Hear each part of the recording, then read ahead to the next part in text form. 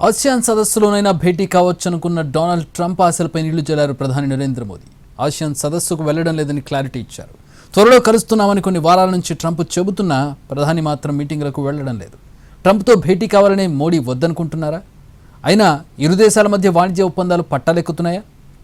ఈ నెల 26 నుంచి 28 వరకు మలేషియాలో ఆసియాన్ సదస్సు జరగనుంది. ఆసియాన్ సదస్సుకు అమెరికా అధ్యక్షుడు ట్రంప్ సహా వివిధ దేశాల అధినేతలు హాజరవుతున్నారు. వీరితో ప్రధానమంత్రి నరేంద్ర మోడీ భేటీ కావాల్సిందే.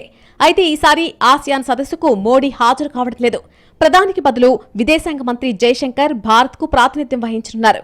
గత కొన్నేళ్లుగా ప్రతి ఆసియాన్ సదస్సుకు హాజరవుతున్నారు ప్రధాని. ఈ సమావేశానికి మాత్రం వెళ్లడం లేదు.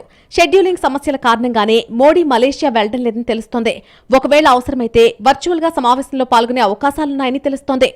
కౌలాలంపూర్లో ట్రంప్తో సమావేశం ఉంటుందని, భారత్ అమెరికా మధ్య వాణిజ్య ఒప్పందంపై చర్చలు జరుగుతాయని అంతా భావించారు. కానీ ఇప్పుడు అదేమీ జరగడం లేదు.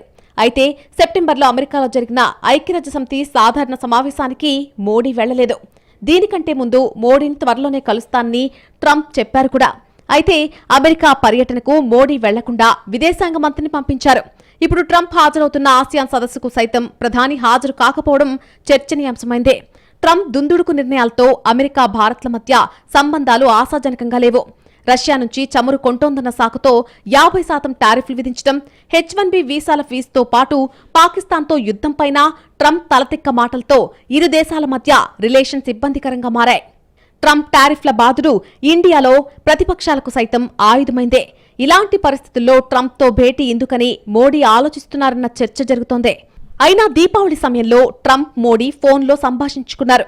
మరొకవైపు మోడీ ట్రంప్ భేటీలు లేకపోయినా ఇరు దేశాల మధ్య ద్వైపాక్షిక సంబంధాల చిక్కుముళ్లు మాత్రం వీడుతున్నాయి. భారత్ అమెరికాల మధ్య వాణిజ్య ఒప్పందం అతి త్వరలో ఖరారయ్యే సంకేతాలు కనిపిస్తున్నాయి. ఈ ట్రేడ్ డీల్తో భారత్పై ట్రంప్ టారిఫ్లు భారీగా దిగిరాబోతున్నట్టు తెలుస్తోంది. ప్రస్తుతం 50% ఉన్న టారిఫ్లు 15 నుంచి 16% తగ్గే అవకాశం ఉంది.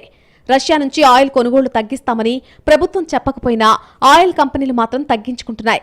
మొత్తానికి భేటీ అవ్వాలని ట్రంప్ ఉవ్విళ్లూరుతున్నా మోడీ మాత్రం రకరకాల కారణాలతో ట్రంప్ హాజరయ్యే సమావేశాలకు వెళ్లడం లేదు. అయినా ఇరు దేశాల మధ్య వాణిజ్య ఒప్పందాలు మాత్రం పట్టాలెక్కుతున్నాయి.